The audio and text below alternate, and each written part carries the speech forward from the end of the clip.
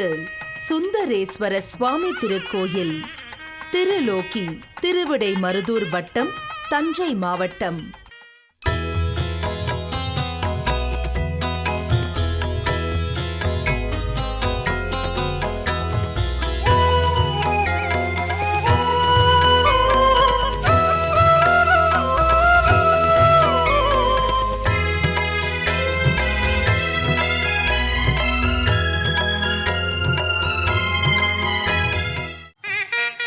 ஓம் வாகர்ஷாபசம்பக்தோ வாகத்த பிரதிபக்ததே ஜெகத பிரதுரவந்தே பார்வதி பரமேஸ்வரோ.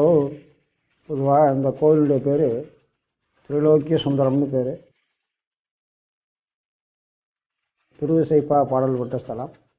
கரூர் தேவரால் பாடப்பட்டது. இது 1000 ஆண்டுகளுக்கு முன் ராஜராஜ சோழனால் கட்டப்பட்ட கோவில். இது திரிலோக்கிய சுந்தரம். கரூர் தேவரில் திரிலோக்கிய மாதேவி சதுர்வேதி மங்கலம் அப்படின்னு இந்த ஊருக்கு பேர். ராஜராஜனுடைய மனைவிகளில் ஒரு மனைவி இந்த ஊரில் ஒரு பொண்ணை கல்யாணம் பண்ணியிருக்கார், மாதேவிங்கிற ஒரு பொண்ணை. அதனால் இந்த ஊர் பேரையும் தன்னுடைய மனைவி பேரையும் சேர்த்து திரிலோக்கிய மாதேவி சதுர்வேதி மங்கலம் அப்படின்னு இந்த ஊருக்கு முழு பெயர். இப்போ அது மருவி திருலோக்கிய ஆயிடுச்சு. இது நித்திய பிரதோஷ ஸ்தலம்னு பேர். சுந்தரேஸ்வர பெருமானை பிருகு முனிவரும் தேவகுருவான பிரகஸ்பதியும் வழிபட்டதாகவும், தருமன் என்பாரின் மகனுடைய மூங்கை தன்மை இறைவன் திருவருளால் நீங்க பெற்றதாகவும் புராணங்கள் கூறுகின்றன. மத்தியார்ச்சுனம் என்னும் திருவிடை மருதூரில் எழுந்தருளியுள்ள மகாலிங்க சுவாமியை குரு பகவான் வழிபட்ட போது அன்னாரின் பாவம் நீங்க தனக்கு ஈசான்ய திசையில் அமைந்திருக்கும் திரைலோக்கிய சுந்தரரை வழிபட்டால் பாவ விமோச்சனம் கிடைக்கும் என பணிந்தனன் பேரில் தன் பாவங்கள் நீங்குவதற்காக குரு பகவான் இத்தலத்திற்கு தவம் செய்த போது மார்கழி திருவாதிரை நாளில் தேவர்களும் பூதகணங்களும் புடைசூழ ரிஷப வாகனத்தில் சுந்தரேஸ்வரர் அகிலாண்டேஸ்வரியை ஆலிங்கனம் செய்தவாறு காட்சி தந்து பாவ விமோச்சனம் செய்ததாகவும் புராணங்கள் கூறுகின்றன.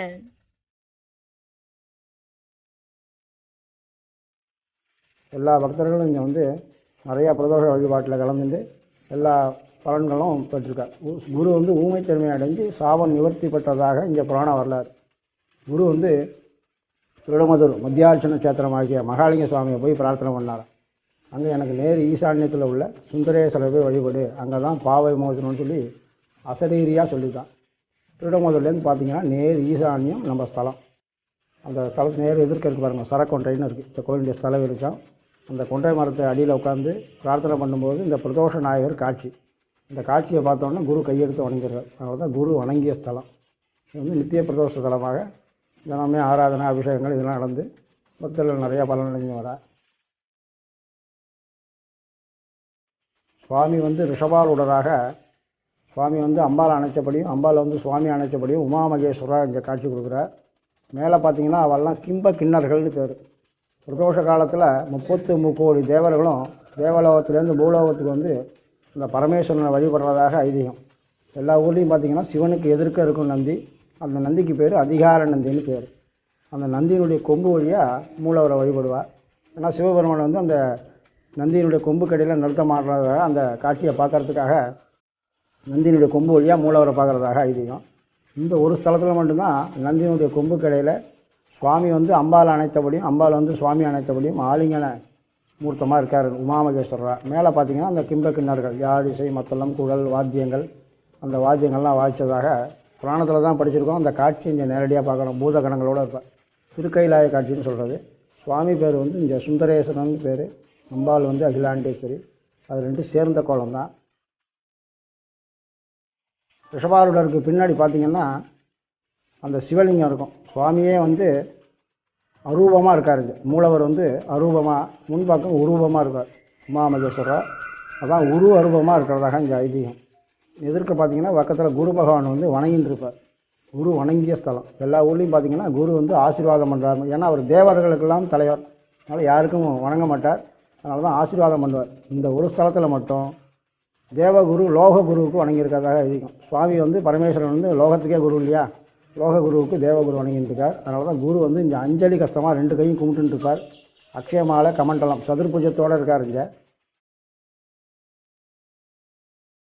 அதனால் குரு வணங்கிய ஸ்தலம். ஜாதகத்தில் வந்து குரு நீச்சமாகவோ, குரு மறைவிடத்துலேயோ, குரு பகைஸ்தானத்துலேயோ, குரு தசை நடக்கிறவா, குரு புக்தி நடக்கிறவா, அவெல்லாம் இந்த ஸ்தலத்தில் வந்து குரு பரிகாரம் செஞ்சால் உடனே அது நிவர்த்தி ஆகும். விவாகத்துக்கு எல்லாத்துக்கும் சுபகாரியத்துக்கு குரு பார்வை தான். குரு பார்த்தால் கோடி தோஷ நிவர்த்தின்னு சொல்லுவாள். சுக்கிர தசை அடித்தா தான் பலன். குரு பார்த்தாலே போகிறோம், குரு பலன் கிடைக்கும். அதனால் இந்த ஸ்தலத்தில் வந்து கல்யாணம் ஆகாதவா, குருவினால் இருக்கக்கூடிய தோஷங்கள், கல்யாணம் ஆகி தம்பதிகளுக்குள் ஒற்றுமை, இதெல்லாம் இங்கே பிரார்த்தனை. சுவாமி வந்து நித்திய பிரதோஷ ஸ்தலமாக இங்கே காட்சி கொடுக்குறார். தினமே 4:30லேருந்து 6 இங்கே நித்திய பிரதோஷ அபிஷேகம் ஆராதனை எல்லாம் உண்டு. குரு ஹோமங்கள்லாம் நடந்துட்டுருக்கு. இந்த ரிஷபாரூடர் சிற்பம் ஒரே கல்லில் செதுக்கப்பட்டுள்ளதுடன் உலகில் வேறு எங்கும் காண முடியாத நிலையில் இச்சிற்ப அமைப்பு உள்ளது.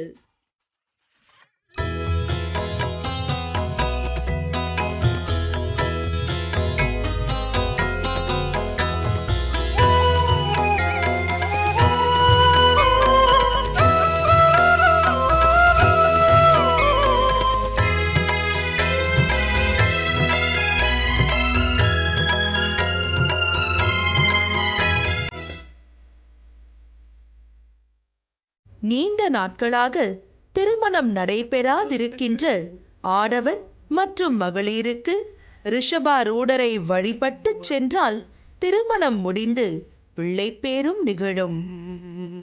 சாந்தநாயகி சமேத ஆதிபுரீசனே வெற்றிகள் கருணாமூர்த்தியே ஒளியோர்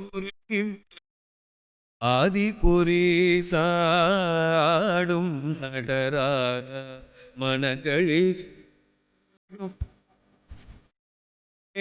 உந்தன் மந்திர திருவடிகள் மந்திர திருவடிகள்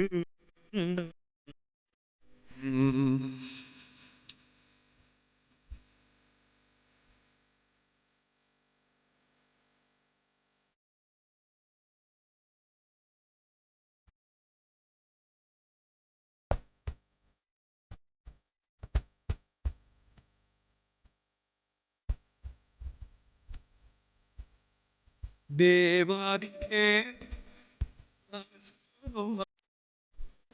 தேவாதித்தே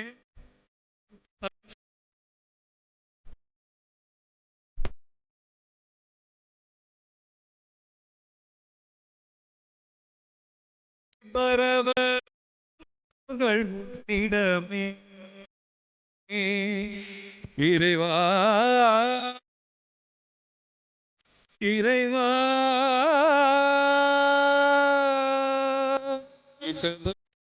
பரவர்கள் உன்னிடமே கருப்பே பிரது சிவத்தை விதை போர் இதைகள் பாடமாய புரி சிவ மனகளில்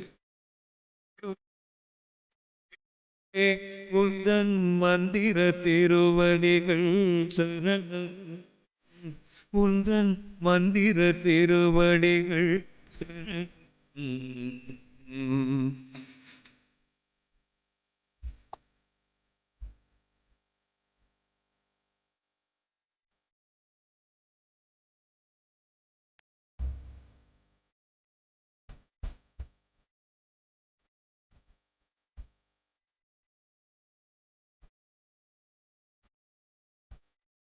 தக்ஷன் செய்த யாகத்திலே அவிர்வாகம் தான் பெற்ற தக்ஷன் செய்த யாகத்திலே அவிர்வாகம் தான் பெற்ற சந்திரனின் நிலையறுத்தாய் மாறுதலை நீ உரைத்தாய் சந்திரனை தலையில் அணிந்து அபயம் நீ அளித்தாய்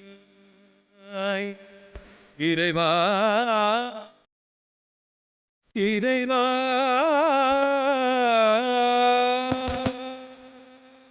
சந்திரனை தலையில் அணிந்து அபயம் நீ அளித்தாய். அது முதல் அரகரனே சந்திரசேகரன் என ஆனாய். யமபயம் வரும்போது சிவத்தை துதிப்போர்க்கு காலம் செய்யும் விதி மாறும். ஆயுட்காலம் அதிகம் சேரும். இறை சுடும் பெருமானே ஆதிபுரி சிவன் மனங்களில் சிவனே உந்தன் மந்திர திருவடிகள் சாந்தநாயகி சமேத ஆதிபுரீசனே வெற்றிகள் கருணாமூர்த்தியே ஆதிபுரீசாடும் நடராஜ மனங்களில் ஆடும் சிவனே உங்கள் மந்திர திருவடிகள் சரணம். உந்தன் மந்திர திருவடிகள் சரணம்.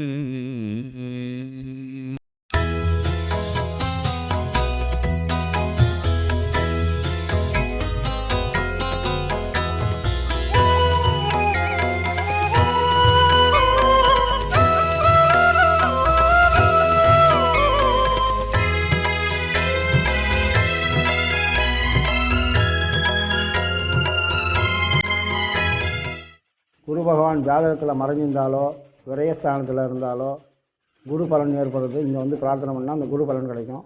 ஒவ்வொரு வாரமும் வியாழக்கிழமையில் காத்தால 6லேருந்து 7 குரு ஓரை. அந்த குரு ஓரையில் அபிஷேகம் பண்ணி கொண்டக்கடலை தானியம் வச்சு மஞ்சள் வஸ்திரம் சாத்தி முல்லை மலர் தான் குருவுக்கு ரொம்ப விசேஷம். அந்த முல்லை மலர் சாத்தி வழிபட்டால் இந்த குருவினால் ஏற்படக்கூடிய தோஷங்கள்லாம் இங்கே நிவர்த்தி ஆகும். சுவாமி அம்பாள் சேர்ந்த கோலமாக இருக்கிறதுனால கல்யாண காட்சிங்க. அதனால் திருமணம் ஆகாதவர்களுக்கு திருமணமாகும். திருமணம் ஆகி புத்திர சந்தானம், மற்றபடி வியாபாரம், தொழில், இஷ்டகாமியாத்மன்னு சொல்லியிருக்கு. இந்த பிரதோஷ காலத்தில் நம்ம மனசில் என்ன வேண்டிக்கிறோமோ அதை உடனே கொடுத்து வராராம். அதனால் இந்த எல்லா பிரார்த்தனையும் உண்டு. அதனால் தொழில், வியாபாரம், புத்திர சந்தானம், உத்தியோகம், படிப்பு, குருவுக்கு எல்லாம் படிப்பு தான் குரு. அதனால் எல்லாமே இந்த இஷ்டகாமியம்னா நம்ம மனசில் என்ன பிரார்த்தனை பண்ணிக்கிறோமோ அதுன்னு அர்த்தம். அதனால் இந்த எல்லா பலன்களும் கிடைக்கிறது.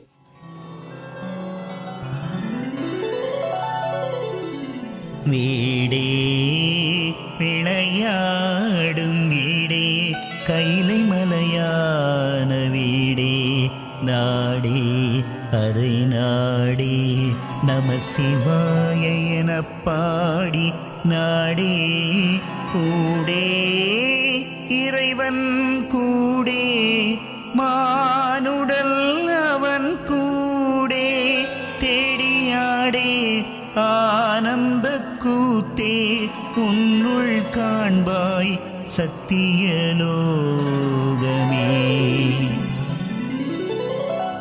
சத்தியலோக சத்தியமூர்த்தியே சாவாவரம் பெற்ற நித்தியமூர்த்தியே சங்கடங்கள் தீர்த்தவனே எனது முத்திய பக்தியை ஏற்றருளி சாந்தம் தந்தவனே பத்தியமாக பாதம் பணிய பரகதி சேருமே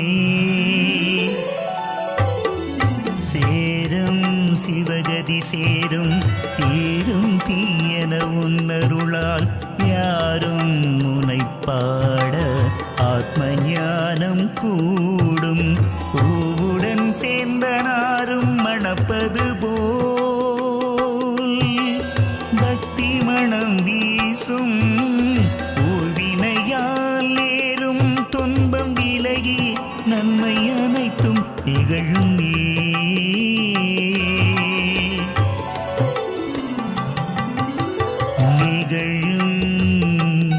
எதுவும் நிகழும் உனது அருளால் என்றும் புகழும் நிகழும் இரவும் பகலாய் மாறும் பலர் இகழும் பழிச்சொல் விலகும் விழியருள் ஒளி பெற்று திகழும் ஆரூர்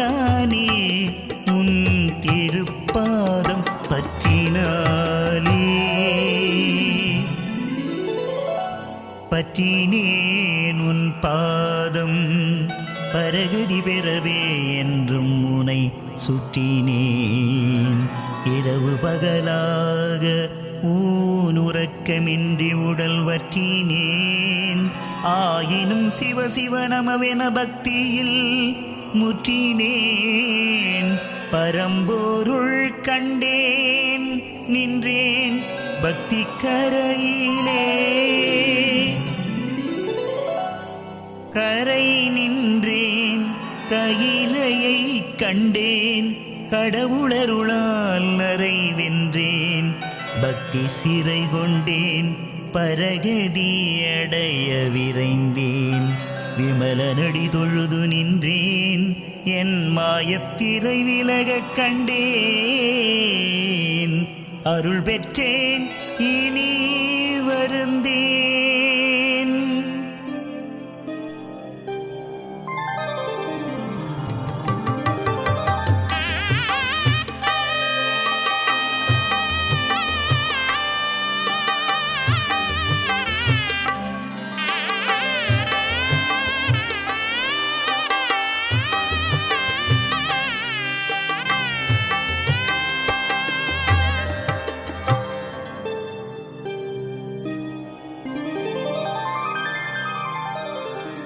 வருந்தேன் அம்பலவாணனே உன்னருள் இருக்க வேறு மருந்தேன் இனீசனே.